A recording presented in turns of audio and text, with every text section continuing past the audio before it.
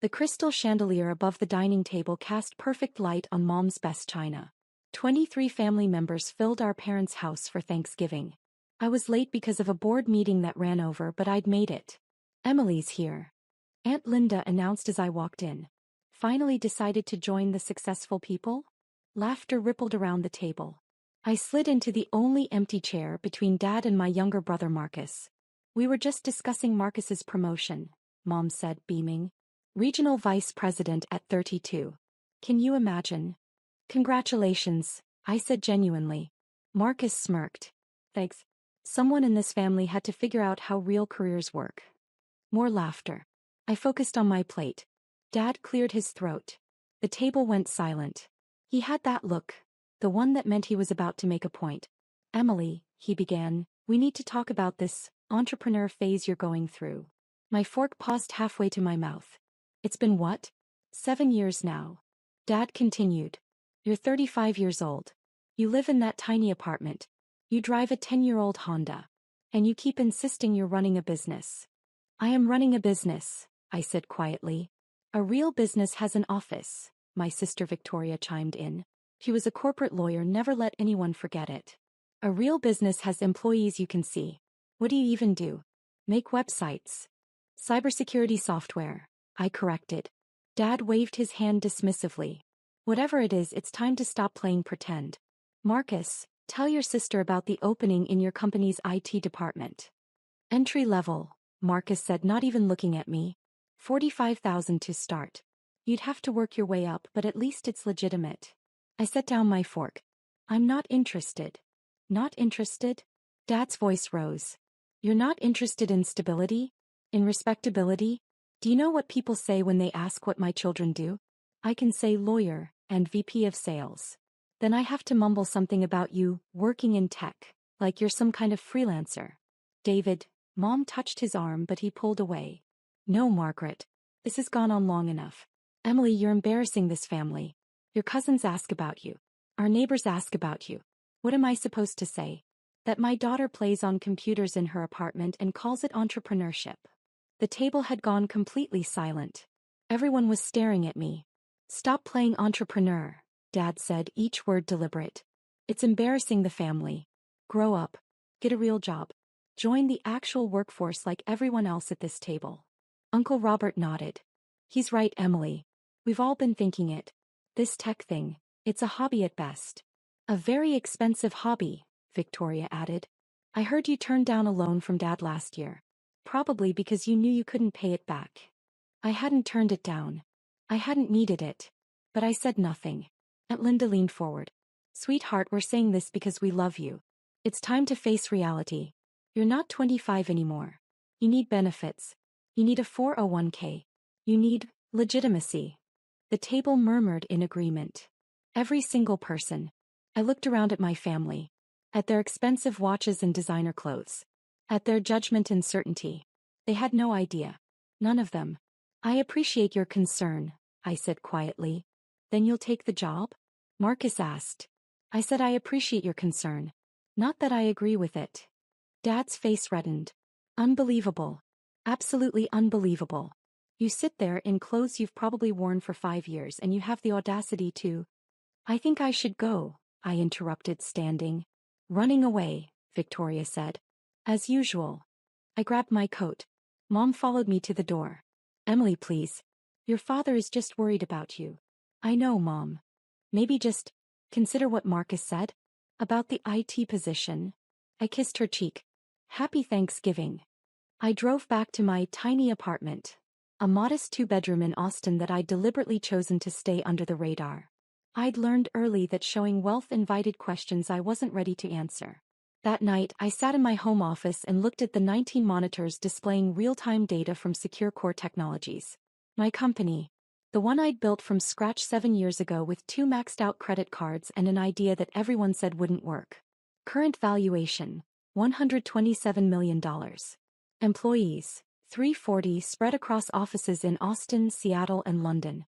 Clients, 47 Fortune 500 companies, 12 government agencies, and 200-plus mid-size businesses.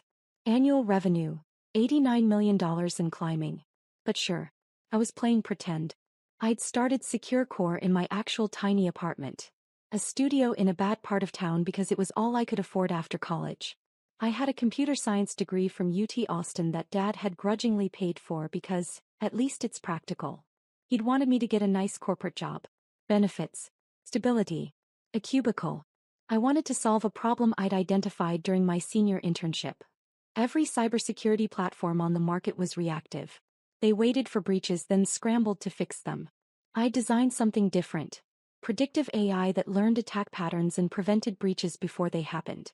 Everyone said it wouldn't work. The technology wasn't there yet. The market wasn't ready.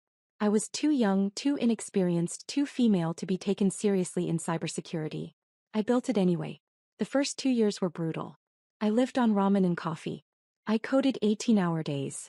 I taught myself advanced machine learning because I couldn't afford to hire anyone who knew it. I pitched to 47 venture capital firms and got rejected by all of them. Come back when you have traction, they all said. So I got traction. I landed my first client, a mid-size insurance company, by offering them 3 months free. They were desperate after a ransomware attack had cost them $2 million. My software prevented the next attack. Then the next. Then the next. They paid. Then they told their industry friends. Then those friends paid. By year 3 I had 12 employees and $3 million in revenue. I kept my apartment. Kept my old car. I told my family I was doing okay with my tech consulting. By year 5, we'd cracked the Fortune 500 market. JP Morgan Chase became a client after my software detected and prevented a sophisticated phishing attack that would have compromised 200,000 customer accounts.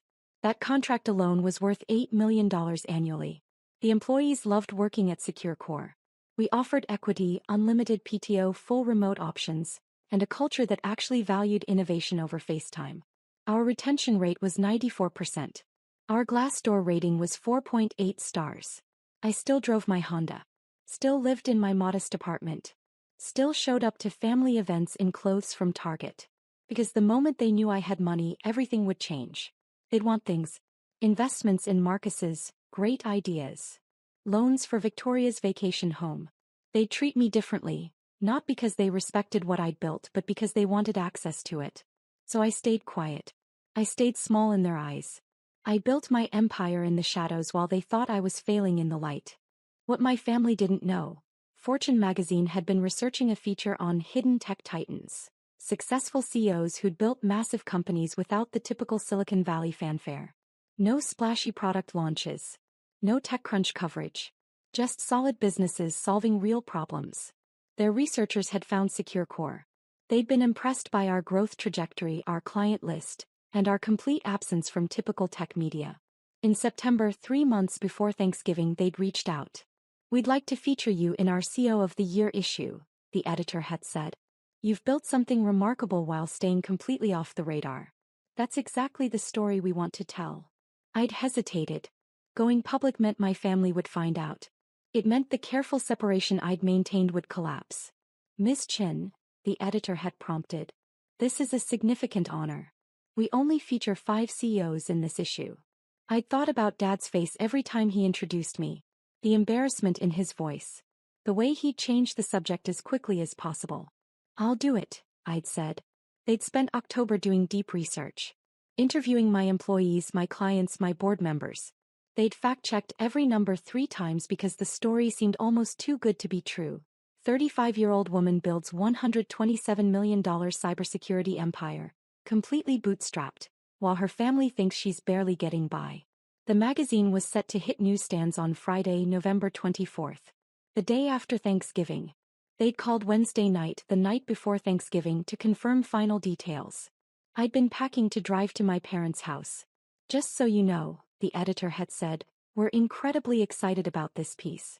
The photography came out beautifully. You're going to be on the cover. My hands had frozen on my suitcase. The cover. Absolutely. The Secret CEO. How Emily Chin built a $127 million empire while everyone thought she was failing. It's going to be massive. I'd sat down hard on my bed. Cover. Not just a feature buried on page 87. The actual cover of Fortune magazine's CEO of the Year issue. Miss Chin? Is that okay? Yes, I'd managed. That's fine. Great.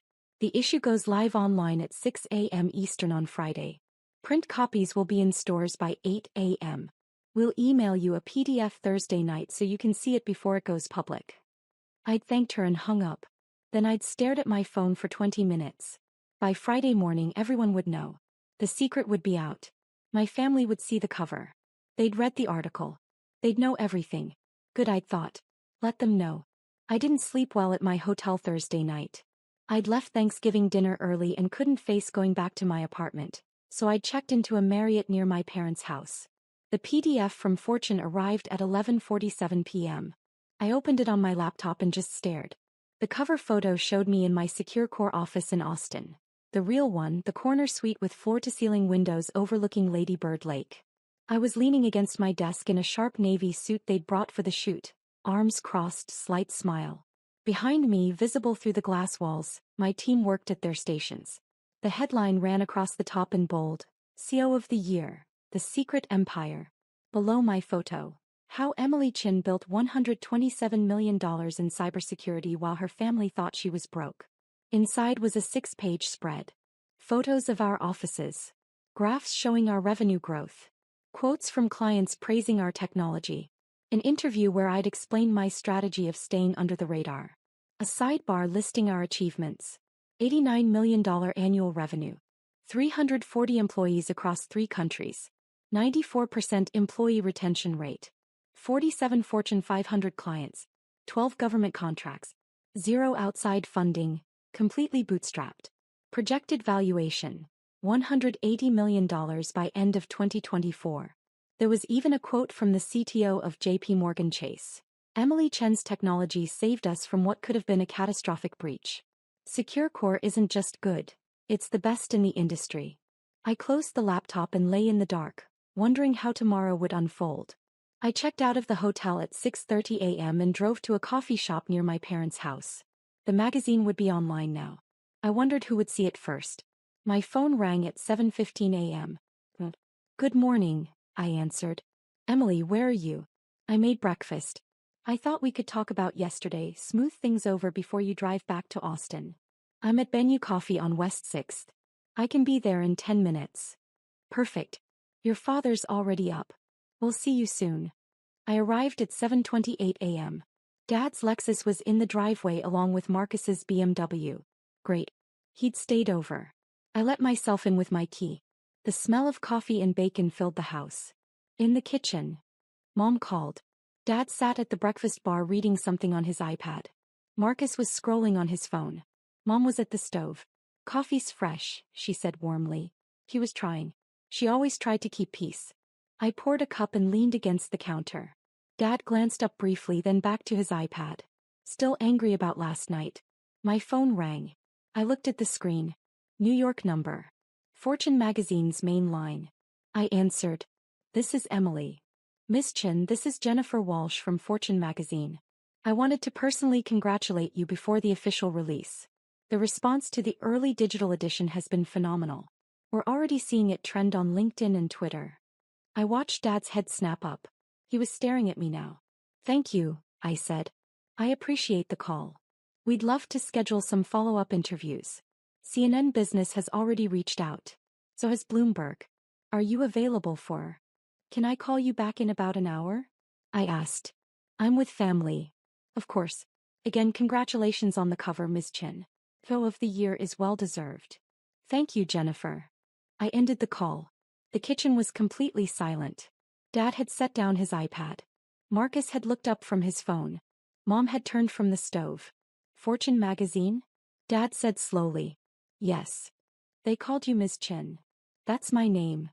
Marcus laughed. What, did you enter some contest or something? My phone rang again. I glanced at it. Another New York number. Sorry, I said. I should probably take this too. I answered. Emily Chin. Miss Chin, this is David Park from Bloomberg Technology. We just saw the Fortune cover. We'd love to do a segment on your company's growth strategy. Would you be available next week? Dad's face had gone pale. I'll have my PR team reach out to schedule something, I said. Can I get your email? I pulled up my notes app and typed as he spelled it out. Got it. Thank you, David. I hung up. 3 pairs of eyes stared at me. PR team. Marcus said weakly. The coffee maker beeped. No one moved. Dad found his voice. Emily. What is happening? Fortune magazine published their CEO of the Year issue this morning, I said calmly. I'm on the cover. The silence stretched. Mom set down her spatula. That's not possible, Marcus said. I pulled out my phone, opened my email and found the PDF. I turned it toward them. Dad stood up so fast his bar stool nearly tipped over. He grabbed the phone from my hand. His eyes went wide. He zoomed in on the cover. Read the headline. Stared at my photo. His hands were shaking. 127 million, he whispered.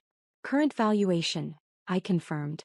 We should hit $180 million by year end. Marcus snatched the phone.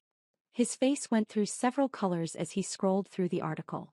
340 employees, he read aloud. Offices in Austin, Seattle and London. 89 million in annual revenue. He looked up at me. This is fake. This has to be fake. It's not fake, I said. Mom moved closer, reading over Marcus's shoulder. Her hand went to her mouth. Dad had picked up his iPad. His fingers fumbled across the screen. Fortune magazine website, he muttered. Fortune magazine. He found it. The cover loaded on his screen. Same photo. Same headline. He read in silence for 30 seconds. Then a minute. Then 2 minutes. His coffee cup was still full, sitting on the counter where he'd left it. His hand moved toward it automatically, not looking, still reading. He knocked it over. The ceramic shattered on the tile floor. Coffee sprayed across the white cabinets. No one moved to clean it. Dad just stared at his iPad, at my face on the Fortune magazine cover, at the shattered cup at his feet. Dad, I said quietly. He didn't respond. He kept reading. His face had gone from pale to red. Marcus was scrolling frantically on his phone now. It's everywhere, he said. LinkedIn, Twitter. TechCrunch just posted about it. Fortune names Emily Chen CEO of the Year for building secret $127 million empire. He looked at me with something between shock and horror. How is this possible? I've been building it for 7 years, I said. You all knew I ran a tech company. You just assumed it wasn't successful. You drive a Honda, Mom whispered. I like my Honda. You live in a tiny apartment. It's adequate for my needs. You dress like, she stopped herself. Like I don't have money? I finished. I know. It was intentional. Dad finally looked up from his iPad. Intentional. Yes. You intentionally let us think you were failing. I let you think whatever you wanted to think. I never lied. You all just made assumptions.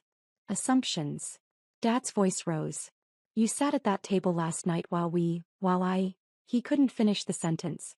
While you told me to stop playing entrepreneur, I said quietly. While you said I was embarrassing the family. While everyone agreed I needed to grow up and get a real job. The silence was deafening. Marcus was still scrolling. There's a quote here from the J.P. Morgan Chase CTO. Emily Chen's technology saved us from what could have been a catastrophic breach. He looked up. You work with J.P. Morgan Chase? They're one of 47 Fortune 500 clients, I said. 47, he repeated numbly. My phone rang again. I glanced at it. That's my CFO. I need to take this. I walked into the living room. Hey David. Emily, have you seen the response? We're getting flooded with inquiries. The website crashed twice from traffic. I've had 12 acquisition offers already and it's not even 8 a.m. How much? The highest is $340 million. Some private equity firm out of Boston.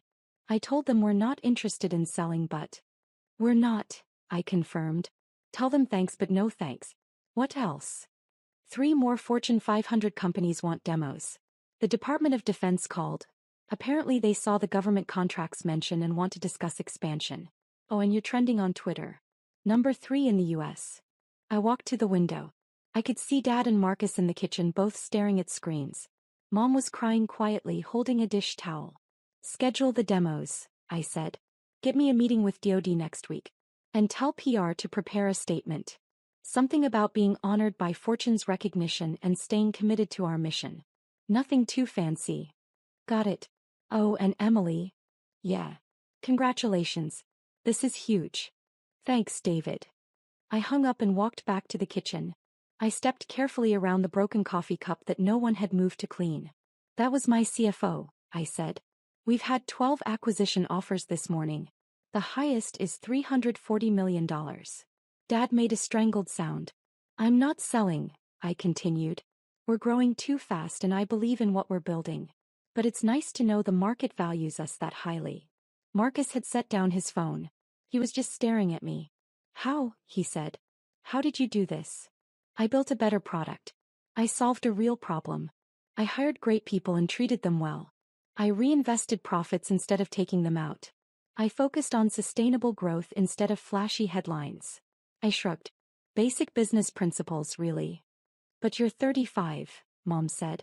Same age Steve Jobs was when he launched the Macintosh. Dad finally spoke. His voice was hollow. Last night at that table I told you to stop playing entrepreneur. I remember. I said you were embarrassing the family. I remember that too. I told you to get a real job. $45,000 a year. Entry-level IT. Yes. He set down his iPad very carefully. I'm on the board of directors at my company. I make $340,000 a year. I thought I was successful. You are successful, Dad. You make more in a month than I make in a year. I didn't respond. The numbers in the article spoke for themselves. Marcus stood up abruptly. I need to go. Marcus, Mom started. No. I need to process this. He grabbed his keys and walked out. The door slammed behind him. Mom wiped her eyes. Emily, sweetie, why didn't you tell us? Would you have believed me? If I'd shown up 2 years ago and said I was running a multi-million-dollar company, would any of you have taken me seriously? She opened her mouth, closed it, looked at Dad. No, Dad said quietly. No, we wouldn't have. And once the company got big enough that you would have believed me, you would have wanted things. Investments, loans, opportunities. It would have changed everything. So you just let us think you were failing? I let you see what you wanted to see. You wanted to see failure because it made you feel better about your own choices. You wanted the family embarrassment so you could feel like the successful ones. Dad flinched like I'd hit him. That's harsh, Emily, Mom said. But is it untrue? She didn't answer. My phone buzzed. Text from my head of PR. CNN wants you for tomorrow's morning show. Yes or no? I typed back. Yes. Book it. I need to go, I said to my parents. I have a company to run and apparently a media tour to prepare for. Emily, wait, Dad said. I owe you an apology. You owe me several. He flinched again. Yes. I do. Last night the things I said were how you actually feel, I interrupted. You didn't say anything last night that you haven't been thinking for 7 years. You just finally said it out loud. I was wrong. Yes. You were. I'm sorry. I looked at him. At this man who'd paid for my education while making it clear he thought I was wasting it.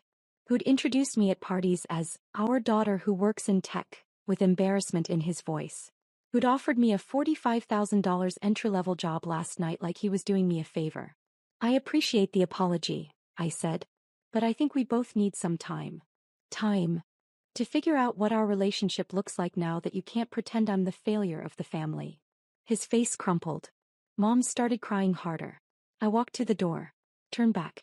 For what it's worth, I never wanted to embarrass you. I just wanted to build something meaningful. Something that mattered. I did that. Whether you're proud of it or not doesn't change what I've accomplished. I left them standing in their kitchen with broken coffee cup pieces still scattered across the floor. The Fortune cover changed everything. By Monday I'd done interviews with CNN, Bloomberg and CNBC. TechCrunch ran a deep dive on Secure Core's technology.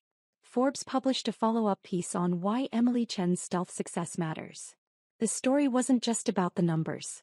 It was about the why. Why I'd stayed hidden. Why my family hadn't known. The article's author had captured something that resonated with people. The idea that success doesn't always look like what we expect it to look like.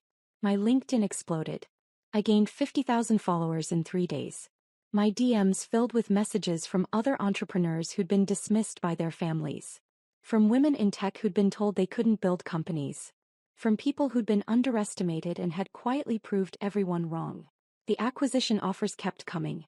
By Wednesday we'd received 47 of them. The highest was $680 million. I turned them all down. Marcus called on Tuesday. Can we talk? We met at a coffee shop halfway between his office and my apartment. I've been thinking about what you said, he started. About us wanting you to fail so we could feel successful. And you were right. He stared into his latte. When you showed up in your old car in your Target clothes, it made me feel good. Like I'd made the right choices and you'd made the wrong ones. Like I was the smart one. And now I realize I'm the regional VP of a company someone else built. I make good money. I have a nice title. But you actually built something. You created something from nothing. You have 340 people who depend on you. You're solving real problems. Your job matters too, Marcus. Does it? He laughed bitterly. I push papers and manage sales territories. You're literally protecting the financial data of millions of people. Different roles. Both necessary. He looked up at me. I'm sorry. For last night. For every family dinner before that. For every time I made you feel small so I could feel big. I accept your apology. Can I ask you something? Sure. The entry-level IT job I offered you. $45,000. What do you actually make? I thought about not answering. Then decided he'd earned the truth. I took a $180,000 salary last year. But my equity stake is worth about $68 million at current valuation. He set down his cup carefully. Jesus. I kept the salary modest. I wanted most of the value to stay in the company, and I made sure my early employees got good equity packages. The wealth takes care of itself if you build something that matters. 68 million, he repeated. Paper value, I clarified. I don't think about it much. It's just numbers until you actually sell. We talked for another hour. Really talked, maybe for the first time since we were kids. He told me about the pressure he felt to keep climbing, to keep impressing Dad. I told him about the loneliness of building something while everyone thought you were failing. When we left, he hugged me. I'm proud of you, sis. I should have said that years ago. Dad called on Friday. Can I take you to dinner? We met at Jeffrey's, the nice steakhouse he always went to for celebrations. He stood when I arrived, pulled out my chair, waited for me to sit before sitting himself. Formal. Nervous. Thank you for coming, he said. Of course. We ordered. Made small talk about the weather, about Austin traffic. Then the food arrived and he set down his fork. I've been doing a lot of thinking this week, he said. About what kind of father I've been to you. I waited. I thought I was helping. All those years of pushing you toward stability, toward the safe choice. I thought I was protecting you from failure. I know. But I wasn't protecting you. I was protecting myself. From the fear that you'd fail and it would reflect poorly on me. From the fear that you'd succeed in a way I didn't understand and it would make me feel small. Dad. Let me finish. He took a breath. You did something I never had the courage to do. You took a massive risk. You bet on yourself when no one else would. You built something extraordinary. And instead of being proud, I was threatened. You wanted me to be successful, I said. Just on your terms. Yes. And when you insisted on your own terms, I decided you were failing instead of admitting I didn't understand what you were building. The restaurant hummed with quiet conversation around us. I read the Fortune article 3 times, Dad continued. There's a section where they interview your employees. Do you know what they said about you? I haven't read it all yet. They said you're the best boss they've ever had. That you remember their kids' names. That you shut down the office for a week last Christmas so everyone could be with family. That you cry when you have to let someone go, even when it's necessary. His voice cracked. They said you built the kind of company you wished existed when you were starting out. I felt my own eyes getting wet. I'm so proud of you, Emily. Not because of the money or the magazine cover. Because you became exactly who you wanted to be, and you did it without compromising who you are. Thank you, Dad. Can you forgive me? For not seeing it? For not believing in you? I reached across the table and took his hand. There's nothing to forgive. You did what you thought was right. You can't help what you don't understand. I want to understand now. Then ask questions. Visit my office. Meet my team. Let me show you what I built. He squeezed my hand. I'd like that. We finished dinner talking about Secure Core. I explained the technology in terms he could understand. Told him about our biggest challenges and proudest moments. He asked smart questions. Really listened. When we left, he hugged me in the parking lot. I love you, kiddo. I should have said that more. I love you too, Dad. Secure Core hit $180 million valuation right on schedule. We landed the Department of Defense contract, $34 million over 3 years. Forbes named me to their 30 under 40 list. We opened a 4th office in Singapore. I bought a nicer apartment. Kept the Honda though. Still wore Target clothes most days, though I had a few nice suits now for media appearances. My family came to the office opening in Singapore. All of them. Dad, Mom, Marcus, Victoria, even Aunt Linda and Uncle Robert. They met my team. Saw the operation. Watched how we worked. Victoria cornered my general counsel and peppered him with questions about our legal structure. Marcus spent an hour with my head of sales talking strategy.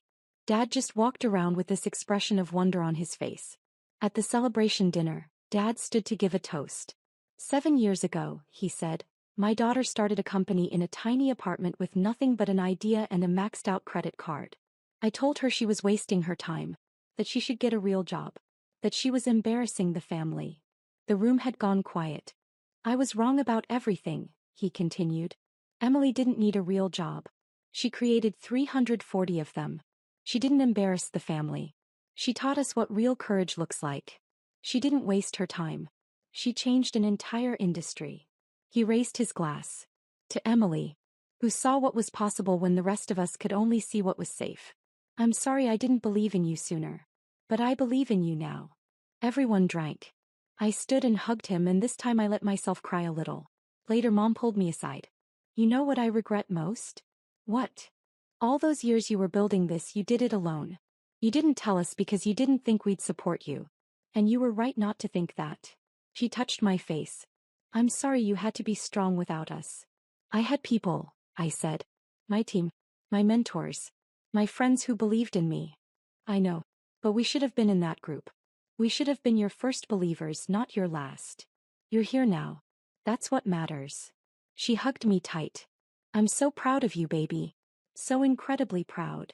People ask me now in interviews and at conferences, why did you hide your success? The real answer is complicated. Yes, I wanted to avoid my family's judgment and demands. But I also wanted to prove something to myself. That I could build something meaningful without anyone's approval or support. That I could succeed on my own terms in my own way. The Fortune cover didn't make me successful. I was already successful. It just made my success visible. And that's the thing about playing entrepreneur. You're not really playing. You're building. You're risking. You're betting everything on an idea that might fail. The people who dismiss you, who tell you to stop playing and get a real job, they're operating from fear. Fear of risk. Fear of failure. Fear that you might actually succeed in a way they can't understand or control. So you smile. You keep working. You build your empire in the shadows. And one day Fortune magazine calls your name. And your dad's coffee cup shatters. And everyone who thought you were failing finally sees what you built while they weren't looking. That's not playing. That's winning.